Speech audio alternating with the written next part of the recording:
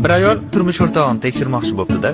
Turmush o'rtog'i ishdan kelishiga yaqin ortig'i bilan yashay olmasligini, muhabbati ado bo'lganini va uyini tashlab ketganini ifodalovchi maktub yozibdi. Maktubni xontaxtaning ustiga qo'yib, turmush o'rtog'i nima qilishini tomosha qilish uchun shkafning ortiga berkinibdi. Turmush o'rtog'i kelib, maktubni ko'rib, uni o'qib bo'lgach, u ham bir maktub yozib, xontaxtaning ustiga qo'ydi. Va ortidan raqsga tushib, juda xursand kayfiyatda kimgadir qo'ng'iroq qildi. "Alo, gulim qaraysan. Senga xush xabarim bor. U uyni tark etibdi. Ortiq oramizda hech qanday monelik yo'q. Hozir tezda oldinga boraman" deya shoshilgancha uydan chiqib ketibdi.